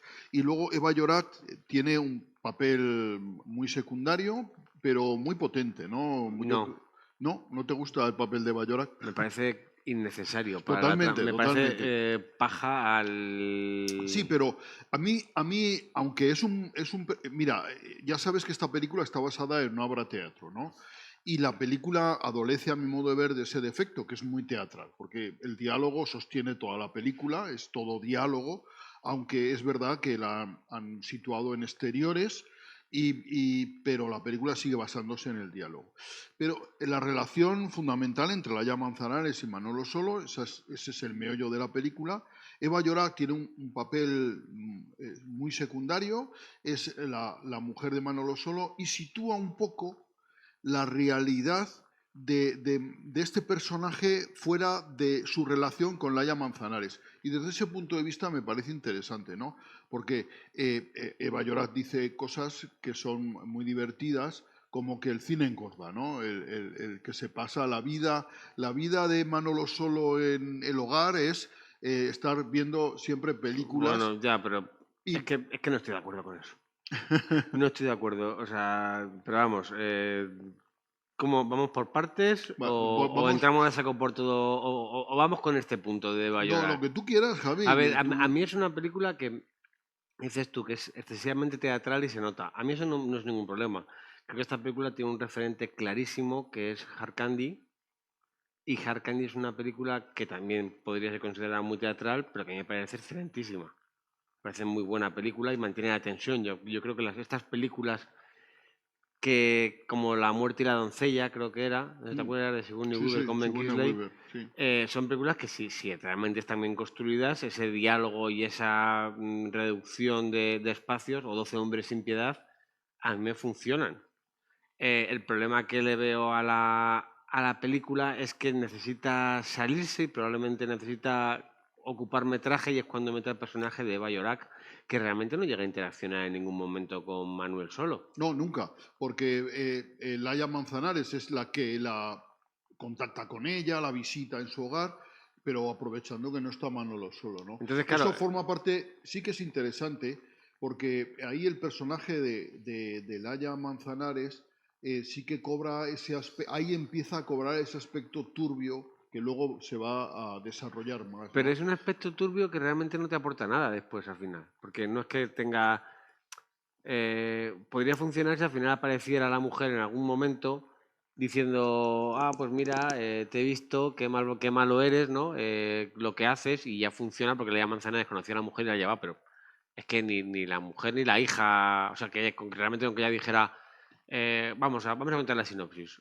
Hay un tío, el personaje de Manuel Solo, que no me acuerdo cómo se llamaba, Yo tampoco. que queda con una chica que ha conocido por internet. La muchacha se supone que tiene 16 años. Él se ha hecho pasar por un joven de 16 años, pero desde el primer momento vemos que hay una relación de poder, incluso por algún motivo que desconocemos, de abuso de él hacia ella, en la que incluso le obliga a hacer algo bastante desagradable, para luego ver cómo la trama da un giro de 180 grados y ese personaje aparentemente indefenso y abusado, pues resulta que tiene más A mí, cosas. a mí la película empieza con ese cartel en el que ruegan que no se cuente la trama de la película, que eso lo usaba Hitchcock, lo usó en varias de sus películas, sobre todo en Psicosis, que fue diríamos, es un ejemplo paradigmático en el cine de este Ya, pero es tipo que de... en el caso de Y, Psicosis yo lo entiendo, porque venía con razón de ser, pero es que esta película intuyes desde que lees la sinopsis por dónde van a ir los tiros hombre, y lo confirmas. el giro final, ese impensable, es impensable. Por eso mismo es artificioso. O sea, Claro, es claro, claro. como, si realmente no me Eso va es a como cambiar sacarse un nada. conejo de la chistera que nadie se esperaba, ¿no? O O sea sea, que. si tú quieres que Y eso haya... chirría un poco, a mi modo de ver. El problema de esta película, yo sí que. A mí el cine muy dialogado, el cine en el que el diálogo es la esencia de la película, a mí no me gusta, ¿no? Porque el cine yo creo que tiene que ser imagen, ¿no? Y la imagen tiene que ser lo suficientemente explícita como para que el diálogo no tenga que ocuparlo todo, ¿no? Por eso a mí recursos como la voz en off y tal me molestan mucho, porque lo que puedas contar con imágenes no lo cuentes con voz o no lo cuentes relatando, ¿no? Y a mí estas películas muy teatrales pues no me terminan de convencer, ¿no? Yo además creo que una buena adaptación del teatro al cine es cuando precisamente consigues que lo que en el teatro es solo diálogo, en el cine sea sobre todo imagen, ¿no? Aquí hay un momento en el que intentas reforzar la parte del diálogo. Al principio hay un momento cuando se produce esta primera reunión entre los dos en el parque, que están en un parque rodeados de gente, y él le dice a ella que se está viendo al otro lado del parque, de pie, y que podría levantarse y pedir ayuda, pero no va a hacer. Y entonces la cámara, como que, bueno, el director hace que veamos cómo ella se ve a sí misma al final del parque aparentemente impotente. Creo que es un recurso que al final en esta película es tramposo. O sea, hay cosas que podrías haber contado de otra manera. De hecho, él lo intenta. Por seguir ahondando en el spoiler, aquí lo interesante es que Laia Manzanares al final no tiene 16, el personaje de la niña abusada no tiene 16 años. Como es notorio, por otra parte. Yo soy muy malo para las edades, me lo habría creído. Es más, como en el cine nos meten siempre a chavales de Sí, 30 es muy como normal, además. gente de En 15, 16, pues la verdad series que... de adolescentes, bueno, hubo una serie española que era Colegio Mayor, me parece que era, en la que salían señores de 40 años que estaban... Bueno, y o física sea o que... química al salir de clase, pero bueno, en este caso, la llaman resulta que es policía que además investiga Este casos tipo de delitos, ¿no? de acoso a menores. Mm. Y entonces he perdido un poco el hilo de por qué te estaba contando. Pero ahondamos en los traumas que tiene ella y en cómo vive sus relaciones sexuales. Y entonces hay un momento en el que él al principio la obliga a hacerle una felación y la cámara, como muy discretamente, apunta hacia el cielo mientras escuchas de fondo los ruidos. Pues son recursos visuales, pero yo creo que el director llega a un punto en el que, de ser un momento que te inquieta o incomoda, tanto lo mantiene como cuando ella mantiene sexo con una persona en un cuarto de baño, tanto aguanta esos planos y esos sonidos que al final te sacan de la película. Sí, es que la película, a mi modo de ver, adolece de falta de ritmo, ¿no? Y luego estos giros que da la película, que son alguno, como tú has dicho, de 180 grados, porque gira la película totalmente, a mí tampoco me terminan de encajar muy bien. No, la película tiene ideas interesantes, ¿no? Porque Sí, apunta un sí, poco sí. a lo del conejo, Alicia, ¿no? Lo de todo ese tipo de cosas. Bueno, precisamente yo creo que esa es la idea más forzada, la Sí, metáfora más... es forzada, pero a mí me gusta. O sea, a mí es una idea que me gusta, ¿no? El que el personaje de ella, cuando es víctima, se va a meter en un Una mundo, madriguera. en una madriguera, en un Si no mundo llega a que es verbalizarlo, desconocido, peligroso, turbador y tal, y todo eso, esa idea, a mí me gusta, porque hasta cierto punto, estas relaciones que se establecen por Internet, que son espurias, que son totalmente falsas, en las que tú te pones en contacto con alguien del que creas una imagen, que de otras cosas está creada la imagen que él te ofrece y la que tú generas también, está claro que son mentiras, ¿no? O sea, estás generando una mentira, ¿no? Una mentira que tú te puedes creer más o menos, pero entras en ese juego, ¿no? Eso hay que dejarlo claro. Las personas, cuanto más vulnerables son, pues más gordas se pueden tragar la mentira, eso está claro, ¿no? En ese aspecto, el que juega a eso tiene también la fascinación del riesgo, ¿no? Yo creo que también, no sé si me explico, igual me estoy metiendo sí, no, pero a ver, en un berenjenal eh, del que no quería yo hablar. no, pero si tienes razón en lo que estás diciendo, pero yo creo que a nivel cinematográfico puramente, el hecho de que ella se meta en la madriguera es una buena idea. Sí, sí, El hecho sí. de que verbalicen al Pues final lo de Alicia... esa imagen de ella entrando sí, en ese hueco de enredadera pero es una imagen, me es una parece imagen muy de cine, ¿no? que pierde potencia por la propia concepción del guión. Si ella al principio, o incluso se me ocurren dos variantes, ¿no? Porque cuando ella pasa por esa madriguera, ella ya sabe que está en un mundo oscuro, que está pasando algo extraño, que ella no tiene el poder. Realmente no hay un gran cambio respecto al... no hay un gran cambio emocional o de situación personal al pasar por la madriguera. Lo único que ocurre es que ahora ella va a estar a merced de los deseos de la otra persona, que es algo que es muy relativo y muy poco importante. Imagínate que la película, empezando como empieza, se centra en él teniendo que pasar para llegar a ese sitio, que ella pasara primero por la madriguera y no lo viéramos, y que le siguiéramos a él pasando por la madriguera. Y cuando sale del otro lado, la obliga a cometer la felación, pero justo acto seguido, ella toma las riendas. Entonces sí que habríamos pasado por una madriguera a otro mundo. El mundo en el que tú llegas con unas expectativas de que vas a hacer algo y de repente te cambian. Pero la Sí, que estamos siguiendo... de pronto de dominador pasas pasas a a dominado, dominado, porque has ¿no? pasado al mundo de Alicia en el País de las Maravillas o lo que sea, utilizando esa metáfora. O incluso si ella al principio hubiera estado confiada y al pasar por la madriguera, o ella hubiera ofrecido una imagen confiada y al pasar por la madriguera, de repente se hubiera dado cuenta de que hay algo malo en ese señor, me habría funcionado ese paso por la madriguera. Pero después es un recurso visual, pero que para mí no está justificado en el guión y que como encima luego se verbaliza es aún más raruno. O sea, no me acaba de funcionar. A mí me interesa la película sobre todo por la situación teatral, por ese personaje de Laia, que es un personaje inquietante con sus filias, sus fobias, por lo que intuyes en él, por lo que está buscando, por la aceptación que le ofrece a él de tú eres esto y eres un monstruo, pero yo también soy un monstruo.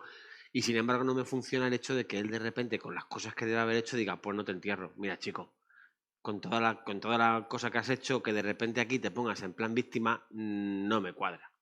Por eso te digo que es una película que yo considero fallida, pero que tiene muchos ingredientes interesantes, que incluso el tono, aun habiendo recursos que no me convencen, el tono con el que está contado sí que me gusta. Que creo que Manuel Solo se toma su personaje y disfruta mucho su personaje al principio, aunque después luego su personaje tiene menos abanico.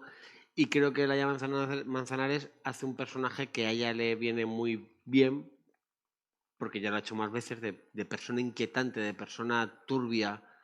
Entonces, tiene cosas buenas, la película no dura mucho, se ve bien y es tan sórdida que incluso puede llegar a atrapar.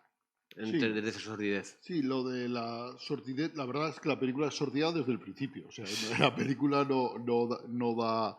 El personaje menos sórdido y la situación menos sórdida es la de Eva Llorac, claramente, ¿no? Que es la que nos sitúa un poco fuera de ese mundo bastante tenebroso, ¿no? Ella vive la realidad cotidiana, su personaje no deja de ser costumbrista y además a ella le gustan, además yo creo que dice que le gustan las novelas de intriga, ¿no? O sea, Sí. pero no comprende la afición de su marido hacia el cine, ¿no? O sea, Que probablemente el marido, cuando se queda hasta horas de la madrugada viendo películas, películas. él dice que de películas, probablemente estará en internet Sí, haciendo de la hace suya. lo que está chateando con jovencitas, o sea que sí, y pasándose por personas que no es, ¿no? Está claro. Sí, a mí la peli, cuando la vi, pues con sus defectos y tal, tampoco es una película que yo denueste, o sea, yo le he puesto buena nota, le he puesto un notable, le he puesto un 7,03, o sea que yo creo que es una película bastante aceptable, que se puede ver bien, que tiene un público, pues yo creo que bastante, un público al que le gusta ver películas un poco inquietantes, un poco fuera de lo normal, y luego es una producción, eso sí, muy barata. Es una producción que ha costado muy poco porque está rodada con muy pocos medios, se ve con muy pocos personajes, y que posiblemente haya costado rodarla menos de 3 semanas. ¿Y tiene alguna imagen interesante? La de ella entrando en el contenedor por la noche, Sí, en el contenedor de basura, es una imagen potente. es que la parte final, que no hemos dicho, la parte final es siendo que es chirriante porque no te lo ves venir y dices, bueno, esto es un poquito forzado, pero jodó, es muy jodida. O sea, es una parte Fíjate, que a mí me impresiona. O sea, que el otro día hablábamos de Rebel y yo consideraba muy necesario contar el final, y en esta película no lo considero necesario. no, es que yo creo que no hay que contarlo. No, Porque, pero no es pierde. porque no se haya, no es porque sea, No hace falta. No hace porque falta. tampoco aporta. Es un final que No, no. es un giro que te puede incomodar más o menos. No, pero ya está. Pero es que además, el que no la haya visto, lo que hemos dicho está bien. Porque cualquiera puede ver la película, si no la ha visto, puede verla con lo que hemos dicho y sentirse sorprendido también. Y bueno, y luego yo diría que eso, que a mí la relación de ella con el personaje de Bayorak me falla porque no le veo una utilidad en el guión para el conjunto de la historia. Bueno, pues yo creo, hombre, como todo en la Si vida, ¿no? ella sacara de esa relación información relevante, Pero mira, pero no te lo muestran. cuando le dice Bayorat, que es un personaje dentro de lo que cabe optimista, ¿no? Que vive integrado en el barrio y tal, y le dice, bueno, ¿y cómo te llamas? Y tal, porque ella... Es el único planting que utilizan para el final de la película. Claro, y le dice, llámame como quieras. No, ella le dice, si te dijera mi nombre, tendría que matarte. Ah, sí, Y es la verdad. última palabra, y hay algo que dice antes de acabar la película, la gente piensa, es su nombre. No dice su nombre. Dice otra cosa, pero se relaciona con eso y le da un sentido global a lo que ocurre, que es el único momento en el que esa relación tiene un sentido que puedas verle tú para lo que es la parte de enjundia de la película, pero por lo demás no tiene gran cosa, pero vamos, es que aún así, como tú decías, es una película que yo creo que yo no le daría un notable, yo le daría un bien. Hay un director que tiene ideas de puesta en escena, a lo mejor se le va de las manos en algún momento, necesita, yo creo que cuidar más el guión, yo creo que pero vocación de culto la película tiene. sí, y yo creo que además esta película debían de haber trabajado más la adaptación del teatro al guión para conseguir algo más Me cinematográfico. gustaría saber si el personaje de Bayorak estaba en el teatro o es una No invención. estaba. Pues No se estaba. nota.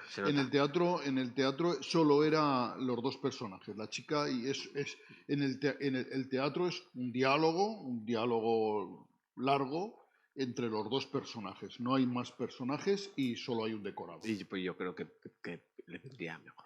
Bueno, Maestro Jardinero, Paul El ma- Schrader, Paul Schrader, ¿verdad? Que Joel Egerton, Sigourney qué? Weaver. Mira, Paul Schrader es una película que dura 1 hora 47 minutos y que está protagonizada por Joel Egerton, Sigourney Weaver y Quintessa Windell. Bueno, Joel Egerton es un jardinero serio con cara de palo, trabajador, que trabaja en este jardín inmenso de la señora Sigourney Weaver, que es una ricachona, ¿no? Que se ve que es una ricachona aristocrática, ¿no? Que le viene de familia la riqueza, ¿no? Aunque en Estados Unidos no hay aristocracia, pero el dinero es la aristocracia que define el poder en Estados Unidos, ¿no? Y que los primeros minutos de la película vemos un poco como este jardinero que va escribiendo un diario y va filosofando un poco sobre las plantas, ¿no? Dando un tono poético a lo que va escribiendo y A lo que que Ramón llama poético yo le llamaría aburrido. aburrido, sí, a mí me gusta llamarlo poético, ¿no?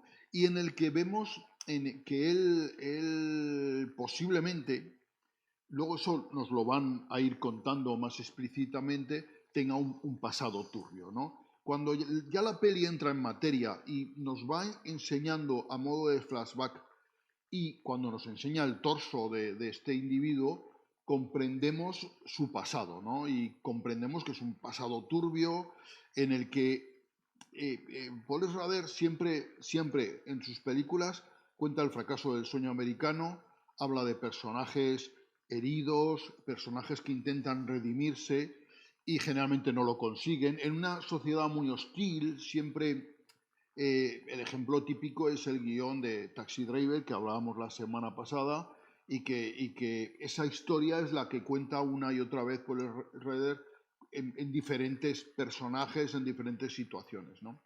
Aquí la película tiene, yo creo que el cine de Paul Schrader es profundamente religioso porque habla del pecado, de la penitencia, ¿no? Del dolor de los pecados, del remordimiento y de cumplir la penitencia, ¿no? De que los personajes están abocados al sufrimiento, Bueno, y de la redención. a la redención, sí, la redención, pero están abocados al sufrimiento sabedores de que su vida no ha sido ejemplar. Yo creo que eso influye mucho en el cine de Paul Schrader y por eso sus películas, sin hablar de religión, sin hablar de Dios, ni de Cristo, ni de la Iglesia, a mi modo de ver son profundamente religiosas, posiblemente porque él se crió en esa familia calvinista en la que el pecado era parte cotidiana de la vida, Yo no ¿no? sé si diría que son religiosas, pero sí que tienen valores religiosos. O sea, cogen, o sea, que decir, si dijésemos que son religiosas, habría una figura de como que de Dios, siempre de divino, y no creo que sea tanto hacia un Dios, aunque no hable de Dios, sino hacia valores de las religiones, como son eso, el perdón, el pecado, la Sí, pero redención, sí, yo que el... lo que dices, en este caso el jardinero tiene que purgar su pecado. Él sabe que ha pecado, tiene conciencia de ello y tiene que purgar su pecado. Y la manera de purgarlo es llevando una vida sencilla en el ostracismo, en el que se va a volcar en cuidar un jardín y en ser un fiel servidor de esa ricachona que es Sigourney Weaver, que lo usa posiblemente sabedora de su pasado y colaboradora para que esté ahí refugiado, ¿no? Y lo usa pues a su antojo, ¿no? O sea que, Es que es una... Hay y por cosas de... cierto que se vuelve muy celosona Sigourney Weaver en la Sí. película, que eso es un aspecto que a mí me ha gustado mucho, porque cuando este maestro jardinero, ella piensa que no es verdad, que se ha liado con su sobrina nieta. Bueno, pero sí que hay algo ahí, o sea... Hombre, pero no lo que ella piensa, porque ella lo ve salir del sitio donde está la sobrina nieta y lo ve recomponerse y en realidad él ha huido, ha evitado la situación. La trama de la película, para quien no la haya visto, es esto. Tenemos a un maestro jardinero que trabaja en una residencia de una ricachona que tiene unos jardines maravillosos, que tiene una vida muy austera, eso, pues, escribe su diario, se levanta por las mañanas, se le ve un tío muy ordenado, y un día la ricachona, con la que además mantiene una relación, podríamos decir, sentimental, pero en la que se mantienen las diferencias de clase, porque la ricachona le sigue tratando en todo momento como un trabajador, aunque se nota que yo creo que se nota que hay aprecio por él, pero siguen manteniendo esas distancias de relaciones laborales y de clase. Le pide que se haga cargo de su conflictiva sobrina nieta y la enseñe el oficio de jardinero. Sí, que además la sobrina nieta, su madre y posiblemente su abuela, la hermana de Sigourney Weaver, han tenido esa tendencia al consumo de drogas, por decirlo de alguna manera Sí, suave, ¿no? es una sobrina nieta conflictiva a ella, conflictiva a la madre de la sobrina nieta y con la Y que... es curioso porque esa chica, que por cierto que lo hace muy bien, esta chica Quintessa Windell lo hace a mi modo de ver muy bien, aunque está enganchada a la droga, ella no quiere seguir el camino de su madre, ¿no? Ella quiere luchar también por la redención. Es una persona que se da cuenta de que ese no es el camino y quiere luchar por Bueno, salir de yo creo ahí. que está siendo amable con el personaje de ella. ¿El qué? Que está siendo amable con el personaje de ella, creo yo. A mí me parece que ese personaje, el de la joven, de la chica joven, me parece el personaje menos interesante de la película. Hombre, claro, sí, porque es un personaje que está muy visto. Es un O sea, personaje, de esa hecho, dualidad del toxicómano, yo que he tratado muchos toxicómanos en mi vida, la dualidad es siempre así. El toxicómano te dice que quiere dejar la droga al mismo tiempo que se está pinchando el chute. ¿Me pero es que explico? O sea, además que esa dualidad del pensamiento dual del toxicómano es la norma. O sea, ni que, siquiera la ves a ella con un deseo en ningún momento. Me extraña el momento en el que la desengancha, que se mete en un hotel, está con ella, sí vomita, pero mira, yo me imagino que los pollos que te puede montar un toxicómano mientras se desengancha y tiene el mono, que ojalá se quedara en vomitar, pero por lo que hemos visto, por ejemplo, en Trainspotting, sabes que se rebelan de forma activa contra el deseo o en Diario de un rebelde, que yo creo que tenían que encerrarles incluso en una claro, habitación es o que atarles.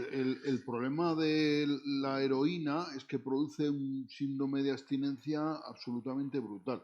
Las drogas depresoras en general producen mucho más síndrome de abstinencia que las drogas estimulantes, ¿no? Y la heroína produce una tormenta en la que el paciente pues tiene vómitos, diarrea, náuseas, malestar general, dolores musculares, nerviosismo, ansiedad, insomnio, o sea, una auténtica tormenta vital que empieza, si uno está enganchado, entre 24 o 48 horas después de dejar de consumir y que puede durar perfectamente entre una semana y 10 días. Y que la tendencia al volver a consumir para evitar el síndrome de abstinencia es absoluta. O sea que, me explico, los toxicómanos en la época dura donde había mucho heroinómano en España, hablamos de los 80, 90 del siglo pasado, pues es que el toxicómano, cuando ya sentía que iba a empezar el síndrome de abstinencia, era capaz de hacer cualquier cosa. Por eso te digo que yo creo que el personaje de ella está, y su trauma está muy identificado, porque creo que la película juega a venderte, viene esta chica para que la salves, pero en realidad la salvadora es ella. Ella es una herramienta para que él pueda redimirse y encontrar el perdón en una persona que debería odiarle, porque además ella es mestiza y el pasado de él es nazi, que debería odiarle. Entonces, ese personaje me parece un poco interesante, me parece más interesante el conflicto de él, porque creo que tiene muchos más pliegues. Yo creo que la relación que tiene con Sigourney Weaver, creo que no es que hay algo de utilidad. Él a lo mejor no está enamorado, pero sí que le está muy agradecido por la fe que ella puso en él. Claro, yo De creo ayudarle. Y él necesita además un amigo que está buscando y no encuentra una conexión emocional o humana real de alguien que le acepte sabiendo quién es y cómo es y lo que ha hecho, que es lo que él necesita. Entonces, todo eso se lo va a dar este personaje femenino joven. Sí, porque es muy curioso porque cuando esta chica descubre en el cuerpo de él, porque él lo lleva escrito en su cuerpo, ¿no? O sea, es muy curioso como él está estigmatizado, ¿no? Porque la verdad es que sin esos tatuajes pues, no tendría que dar explicaciones, pero los tatuajes explican perfectamente su pasado. Entonces, ella le rechaza absolutamente, como es lógico, pero ahí hay ese doble sentimiento, ¿no? Porque ella al mismo tiempo se siente atraída por él, posiblemente porque es una figura que le da seguridad, que le ha ayudado, que le va a defender, tiene un poco de figura paterna, ¿no? Y tal. Qué chungo eso que estás diciendo. ¿El qué? Qué chungo eso que estás diciendo. Sí, es muy chungo, pero yo creo que es muy aproximado. Es que esta película tiene esos aspectos Te digo, turbios, ¿no? te Entonces, di otro dato más inquietante que no sé si habías pensado. seguro que no. Todo eso que estás diciendo de ella que encuentra en él es probablemente lo que él encuentra en el personaje de Sigourney Weaver. Claro. Y Porque además Sigourney Weaver seguramente ella colabora con el FBI en lo de protección de testigos. Pero ¿no? es que además te diré que Sigourney Weaver creo que le saca 23 años a Joel Egerton y Joel Egerton le saca 25 años a la actriz que hace de la sobrina nieta. O sea, tienes un paralelismo de relaciones. Lo que pasa que en la película Sigourney Weaver mantiene la relación vertical de poder con él y él en la película lo que intenta construir es una relación horizontal de igualdad con ella. Sí, totalmente de acuerdo. Sí, eso además es muy importante porque Sigourney Weaver tiene cierto sentimiento de posesión, como Sí. suelen tener los ricos, ¿no? Como suelen tener los ricos. Los ricos, cuando uno es muy rico, siente que al que le da trabajo en su casa le está haciendo un favor, ¿no? O en este caso, ella siente que este que trabaja de jardinero y que tiene un pasado turbio, ella le está haciendo el favor, ¿no? O sea, incluso cuando mantiene relaciones sexuales con él, que él, diríamos, es la parte pasiva, porque ella es la que decide si tiene relaciones o no, cómo son esas relaciones, pues ella tiene ese aspecto de superioridad, incluso cuando le invita a tomar el té en el porche, pues igual, ella es la que toma las riendas de la situación.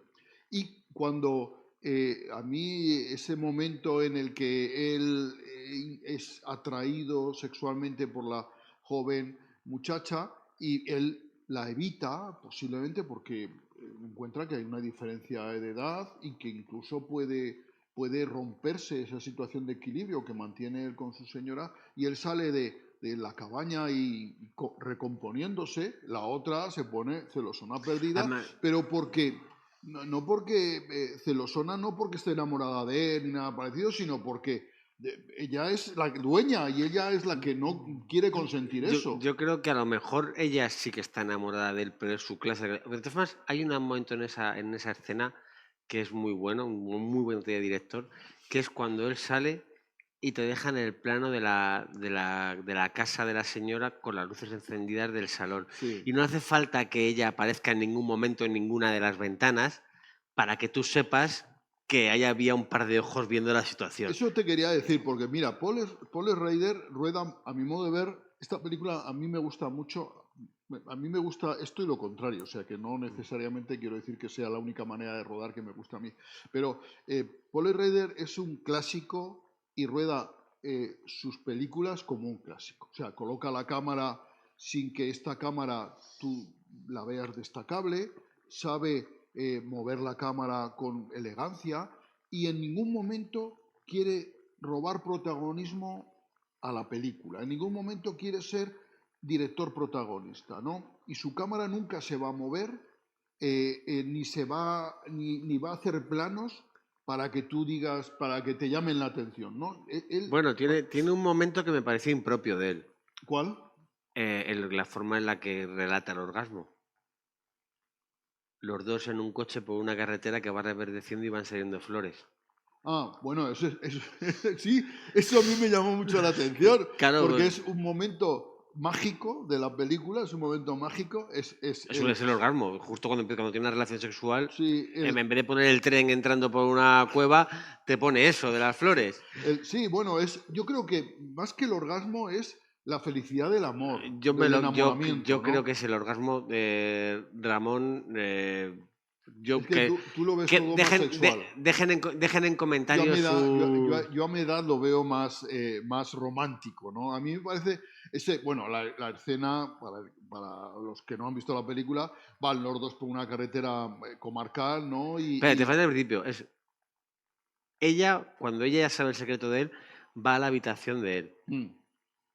Le dice ella a él, quiero desnudarme, quiero quitarme la ropa. Y él le dice, vale. Y ella le dice a él, quiero también la ropa. Y él se quita la ropa y ella le hace que se gire para verle los tatuajes.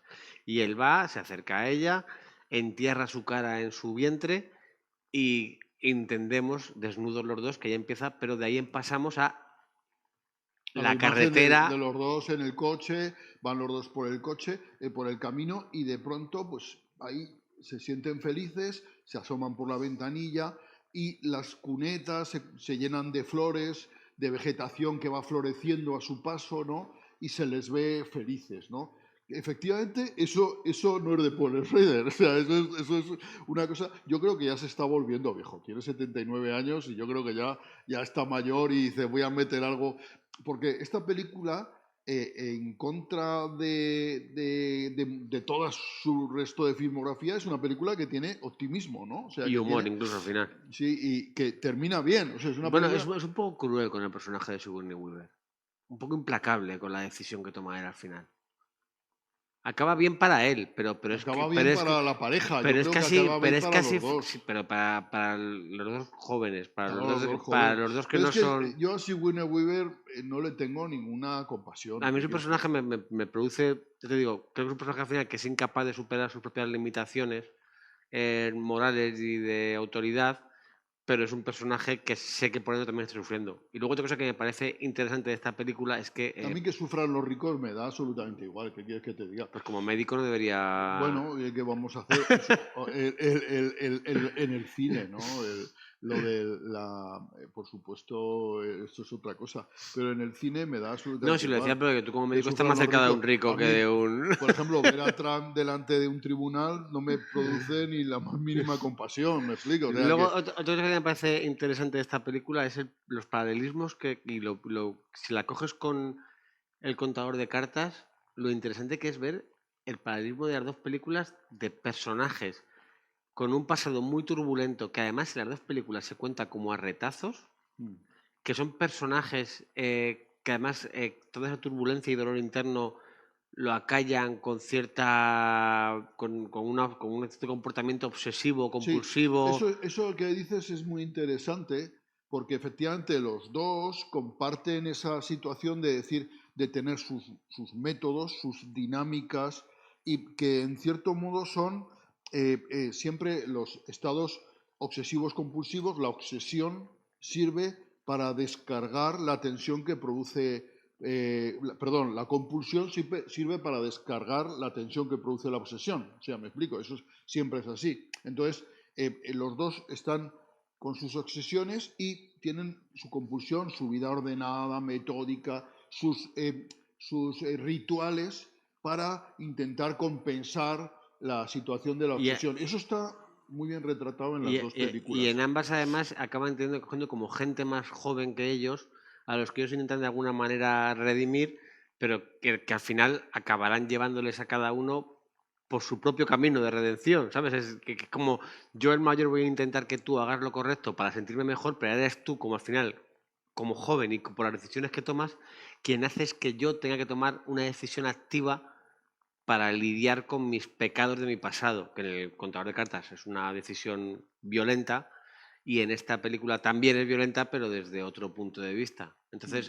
me parecen dos películas que te cuentan en gran medida lo mismo, pero cuando hablamos de las dos caras de la moneda, ¿sabes? La moneda es la misma, pero son dos caras distintas. Entonces me Sí. parece interesante. Luego el Joel Edgerton, pues como ha sido un tío duro, ¿no? Un sicario, podríamos decir, es curioso cuando se va a enfrentar con estos toxicómanos, ¿verdad? Que la llevan, que seguramente la prostituyen y tal, o sea que son gente muy mala. Como a mí me gusta lo de las tijeras de podar, ¿no? Lo de las tijeritas de podar, a mí ese detalle A mí me eso me gusta. parece de lo Es, más... es un poco caricaturesco. Sí, es un poco cliché. Los dos toxicómanos son muy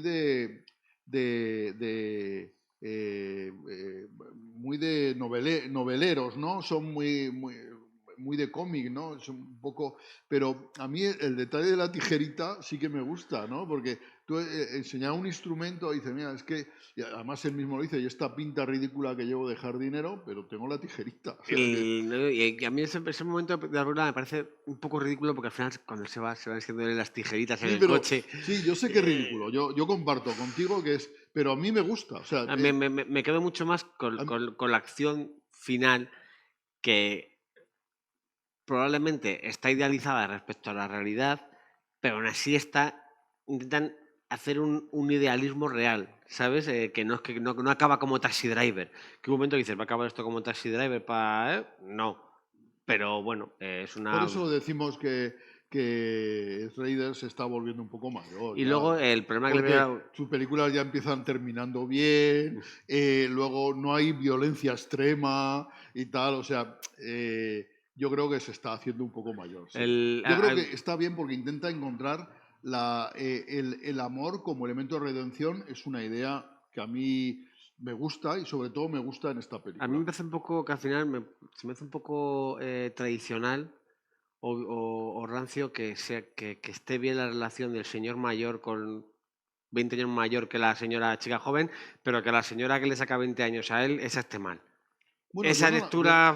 yo no la veo mal, ¿eh? No está mal, pero te la pinta Hombre, como una relación negativa al la final. diferencia de edad no es el meollo de lo mala de la relación. La relación de Sigourney Weaver con Joel Edgerton se basa en una relación de Ya que superioridad. sí, Y eso es lo que está mal en esa relación. podían haberla, pero yo creo que él quiere jugar también, porque si no, que las diferencias de edades sean tan exactas entre los actores, yo creo que hay una parte ahí. Y luego la película, que el gran problema que la veo es que la segunda parte de la película está bastante bien, es divertida de ver, los últimos 55 minutos, pero los primeros 50 minutos son un auténtico peñazo. Sí, Tarda mucho en arrancar y eso yo, que tiene una cosa de guión que es que al minuto 21, más lo miré según pasó, tú estás viendo la historia de jardinero y de repente dice, oler esto es como apretar el gatillo de una pistola y se ve la imagen de la pistola y dices, y ahí dije, a ver, minuto 20, pum, le di al botón, 21, digo, uy, casi lo clavo.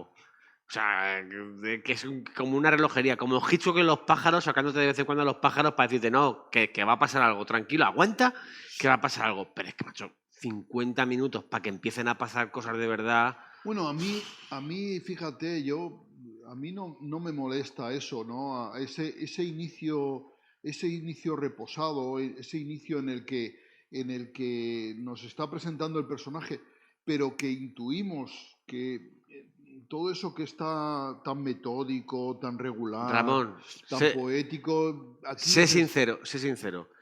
Si a los 50 minutos parara la película y tuvieras que recomendársela a alguien, ¿se la recomendarías? no, nadie. Es que esta película Pues por eso el principio falla. tampoco la recomiendo mucho, la recomiendo demasiado, porque yo sé que hay mucho público que no va a entrar en la Te película. digo, que hace una semana hablamos de Rebel. Era una película que también tenía ciertos problemas para llegar al... No, no me refiero a problemas, sino que la propia historia hacía difícil que el principio fuera atractivo de la trama. Pero Yo Rebel, yo creo que desde el minuto uno Exacto, tiene ayer, un ritmo y va ayer, contando miles de cosas. O ayer, sea que, ayer donde voy, Rebel, que es una película que podría tener problemas para resultar atractiva al principio, que te podía pedir paciencia, no te pide paciencia, te vende una película que es entretenida desde el principio. Paul Schrader en esta película, por ponerte otro ejemplo, cuando Joel Egerton explican demasiado la relación con Sigourney Weaver, sobreexplican demasiado. Cuando él va a cenar a casa de ella y ella le dice acompáñame a la cama y le da la mano y le lleva escaleras arriba, no habría hecho falta nada más en esa escena. Podría decir, no, es que hacía falta que le desnudara para que tú supieras que ella le ve el cuerpo desnudo. No hacía falta eso. Sí, bueno, eso se podía haber obviado Y también, así pero tampoco pasa nada por contarlo. ¿Me No, explico? pero es que son Ni lo uno pequeños ni lo detalles, contrario. son pequeños detalles que vas sumando y te van alargando a lo mejor 10 minutos que te podías haber cepillado y haber hecho aquello un poquito más. Luego, también otro aspecto que a mí me interesa y que me parece importante y además que tiene trascendencia es su relación con ese agente del FBI que es su contacto, ¿no? Él es un testigo protegido y periódicamente se ve con un agente del FBI y el agente del FBI, el problema es que se va a jubilar. O sea No, que, el problema de la gente del FBI es que probablemente le desprecia sí, claro, al claro, no. protagonista. El agente del FBI, aunque lleva 10 años él con una vida intachable, no deja de olvidar el asunto. El agente del FBI es como esa conciencia que siempre está ahí y que te dice, bueno, ahora te estás portando bien, pero lo que has hecho ha sido muy gordo. ¿Me Claro. explico? Y bien, colaboraste con nosotros, delataste, eres un tío muy perseguido y hay que protegerte, pero no eres buena gente. Y Y esa relación ahí está, ¿no? Pero fíjate, es curioso, pero eso pasa en muchas cosas en la vida. Uno a veces tiene el contacto con una institución a través de una persona y cuando esa persona desaparece, casi la relación con la institución queda anulada de pronto, ¿no? No sé si me explico. Sí, sí. Y a mí ese aspecto es muy interesante, claro, en el momento en el que cambian de agente de la condicional o como coño queramos llamarlo, Joel Egerton se encuentra desvalido y no quiere explicar a este nuevo individuo nada, porque es que no es su contacto, ¿no? No es su contacto. Y vemos ahí que cuando dice, hay un momento que le dice, son camellos, dice, ¿y qué tipo son? O son traficantes, ¿y qué tipo de traficantes? Entonces dice, mira, vete a la mierda, me explico. O sea No, yo creo que el problema de esa relación es que ese detective de FBI que su contacto le conocía de antes. Y Joel Egerton lo que quiere, como esa persona le conocía de antes, quiere encontrar el perdón en que ese agente quiera ser su amigo. Si esa gente quiere ser su amigo es que él se ha conseguido redimir. Pero esa gente no quiere no sus quiere amigos. ser, está Entonces, claro que no. cuando No, le no. traen a uno nuevo, No quiere. él no quiere reiniciar ese camino, esa lucha. Él no va a encontrar la redención en el nuevo. Y No. además no le necesita para hacer lo que sabe que tiene que hacer. Sí, además hay un momento en el que él le dice, oye, aunque te jubiles, nos seguiremos viendo, ¿no? Le dice el otro, ni para atrás, vamos, ya me jubilaré y no te quiero ver en la puta vida. Bueno, Ramón, 46 minutos, nos tenemos que ir. 1 hora 42 hemos hecho el programa entre la parte de televisión y la parte podcast. Bueno, ¿Te vas satisfecho? No hemos hecho mucho, pero bueno, yo creo que... Tengo que trabajar, que si no me regañan. Tú tendrás que trabajar, yo tengo obligaciones familiares, todos tenemos cosas que hacer. Bueno, Javi, muchas gracias, ha sido un placer conversar contigo. Estamos un poco huérfanos sin Ernesto, al que mandamos un saludo y un recuerdo, aunque he de decir que, bueno, que poco mal o bien nos valemos los dos, o sea, que ¿qué vamos a decir? Que nada, mirando a la cámara, una cámara que está apagada y lo sé perfectamente, ya me despido de este programa diciendo muchos besos, muchas gracias, nos vemos en el cine, aquí, en Centauros de la Alcarria.